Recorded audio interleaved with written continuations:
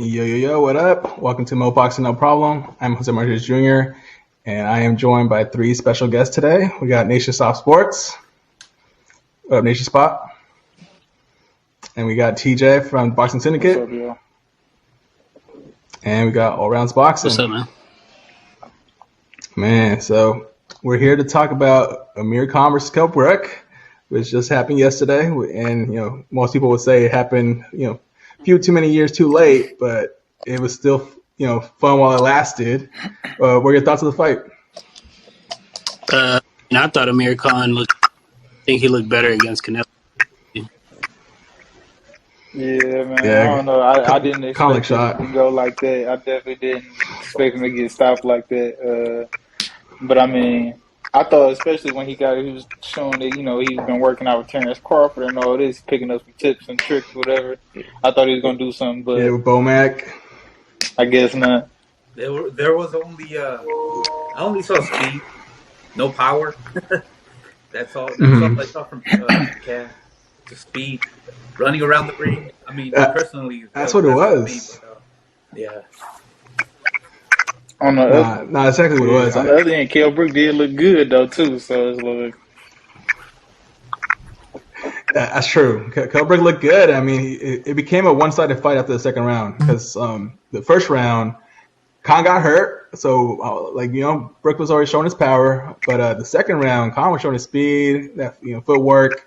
And I was like, all right, this might be competitive. It might be that 50-50 fight, we thought it was going to be. But after the third round on, Brook just because he kept stalking him, catching him, waiting for him to make mistakes. And it seemed like every time he landed on Khan was hurt. I didn't see much pressure system left anymore.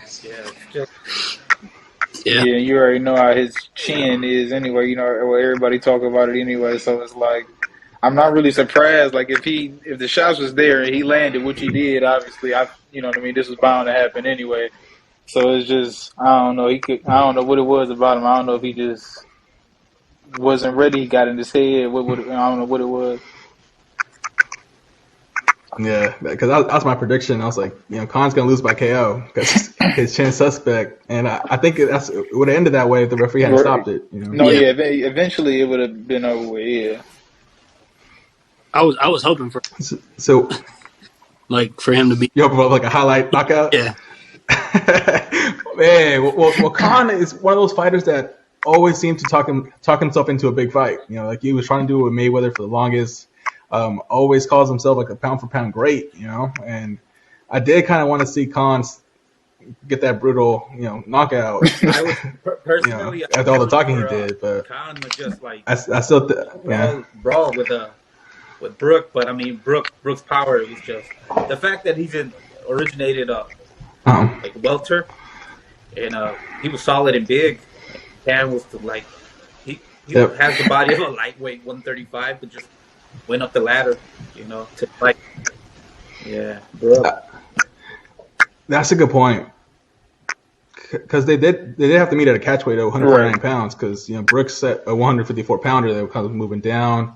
As you said, Nation Stop. Khan has been moving up, and 147 is kind of his ceiling. That's the highest that he's gone. Especially that third round. Yeah, I think size definitely played a role. Khan was pretty much getting in the rhythm with the speed and the jab, but then Brook was just counter punching with solid jabs and overhead rights. I guess Khan just couldn't get into, a fight he wanted to. I mean, yeah, because Brook's power was just too much. To be honest. Brook more of a boxing fight. Power and just pretty much got him off of rhythm, but I guess he didn't talk himself out of the fight.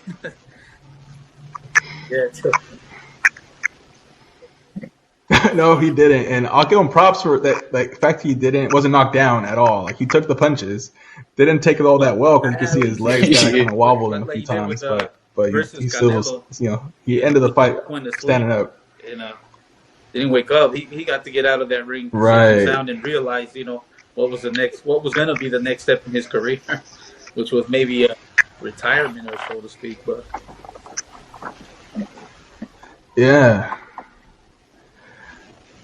That's my kind of next question. Do you guys think that's pretty much the only route for Amir Khan now? He should just retire? Yeah, because he has a really good resume, to be honest. It's like, where do you go from here?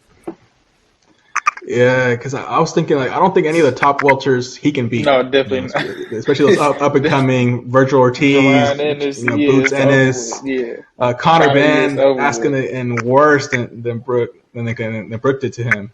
And I don't think if anyone that beats him really is going to get get elevated from that win. So it's kind of like a lose-lose for Khan. I was thinking maybe like a Victor Ortiz, Robert Guerrero, someone past their prime as well. They have a good name. Shakur just right now. I mean, he's flying. True. Yeah. He'll light him up, man. Yeah, I was about to say he'll light him up. Yeah, it'll be bad. Yeah, but I mean, for his help, kind of like we were talking about. What were we talking about the other day, where he can kind of become like one of those gatekeepers in the division? Oh, Danny Jacobs. So it's kind of like he could kind of become one of those guys if he don't retire. You know what I mean? I mean, he's not doing too bad. Yeah. Just taking on the young prospects because they can collecting the check. Like a reality show out there in UK and all that stuff. So I mean, it's like you say, Terry, if he wants to pick up a check, then I mean there are multiple already. Eubanks is calling them out. I guess Conor Ben also stepped in there and said he might not take a shot at him, but maybe just a punching bag, use him for a punching bag. Not to disrespect Cat, but when your time's due, I mean, you just gotta reconsider if you want to keep going, and we'll see. Yeah. And like you said, like he's not that bad, but like, what are you gonna do from here? Because you can't beat any of those top guys. Yeah. So it's like, and I know he believes he can. Obviously, he's probably not going. But we all deep down we know, what I mean, what the deal is. So it's like, yeah. And now you mentioned Conor Ben. He posted that picture with him and Khan and said, "Yo, I promised Khan would take care of Brook for him." So he's obviously calling out Brook now. I mean, I like Conor Ben. I think Conor Ben's good. I think he said he's willing to go up to 149 or 150 for Brook. I guess that wouldn't be too much of an add-on. Legend. Was kind of trying to see if considering like a catch weight, but I mean.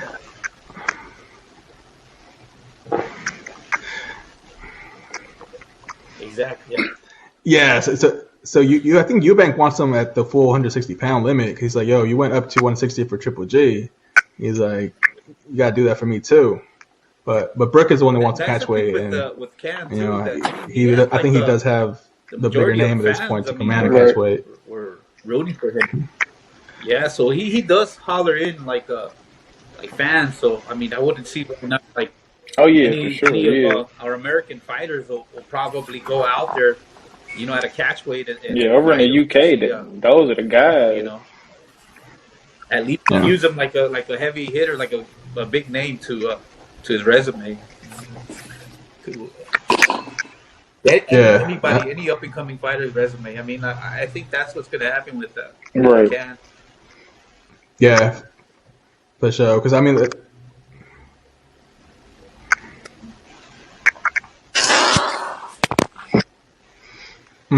Yeah, I think so. And then the atmosphere was electric. So I think anyone wants to go to UK and fight a Brook, get some clout. And they'd probably pay him well too. I don't know how. Like I seen like something like Sonny Edwards put up something like the undercard probably made $30K combined or something like that. Just talking a little shit about him. But I don't know. Like I think if you fighting somebody, you the main event, you fighting somebody like Amir Khan or you fighting Kell Brook, you probably make a nice little piece of change. I mean, I don't think he could beat anybody in the top. All rounds boxing. What do you think? At the top welterweight either. I mean, I'm not sold on Conor Ben. To be honest with you, I don't think he's fought anybody that great. No, I mean, I think of Virgil Ortiz. I don't think he's top 5, but I gotta. Boots would not go. Yeah. Oh yeah, you can't sleep on Boots though, man. Yeah, no, I think out of the up and coming, I think he is number 3. You know, I think Boots and Ortiz. Boots. No, he probably the next guy up. Yeah, he the next guy up for sure. Him or Virgil, I'm personally a Boots fan, but Virgil's a dog too. I think if they was to end up fighting one day, that'd be crazy. I think they give who's ranked higher right now. Every reason, but I don't. I mean, his resume is shit compared to Virgil Ortiz's. I mean, yeah, that's true for sure. Yeah. But I think he got his next fight is like the eliminator fight for like the IBF or something. Yeah. So after that, we'll see if they give him some. Yeah.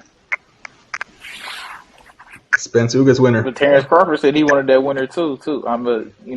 They'll probably try to mess that up somehow. Yeah, and he said he wants. Yeah. Although I think I heard Terence Crawford said he's going to move up if he doesn't get the Errol Spence fight. With the 54 or something. So. Oh yeah. I did hear that too. Yep. Stano. Which that's still playing out. We don't know what's going to happen with Charles Castano. Somebody got injured. Can't sleep on him either, man. Castano got injured. And after, I'm pretty sure he saw his. And now what's it? Australian Tim Su wants to step in. Beat the hell out of Telfimo, so he probably wants in on a piece of a pie. Yeah, they all want to come to America and get our fighters nowadays. But you just gotta see what's in line, man, because. Kind of caught everybody off guard. Castano getting injured, a bicep injury, like what 2 weeks prior or 3 weeks prior to the matchup. I don't know, man. That's the second time, so yeah. About a month away.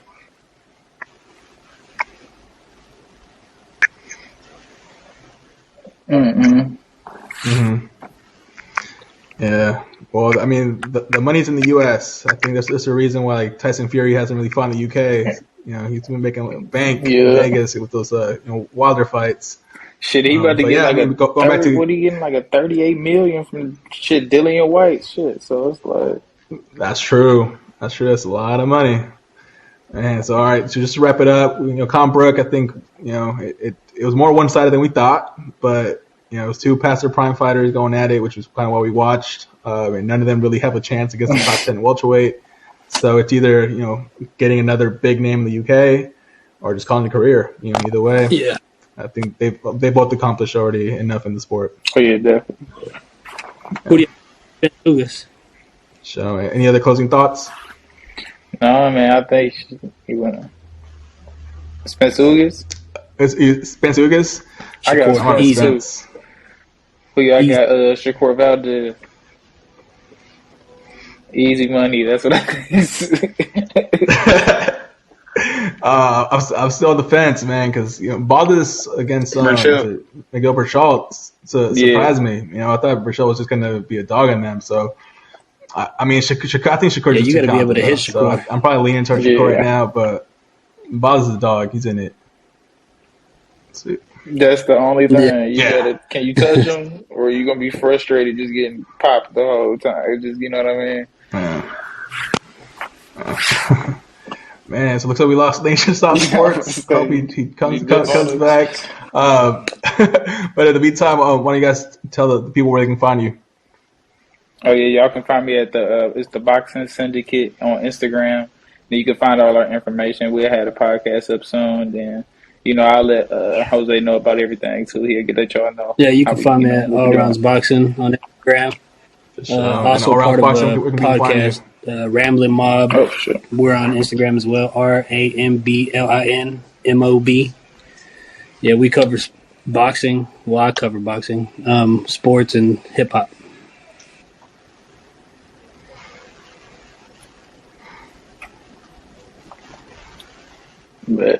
Dope. And Nationstopsprtz, I'll make sure I drop everyone's Instagram handles on there since Anthony's coming back. But thank you guys so much for joining me. It's a pleasure talking about you. For sure, bro. Thanks for having me on again. No problem. You guys take it easy. Peace.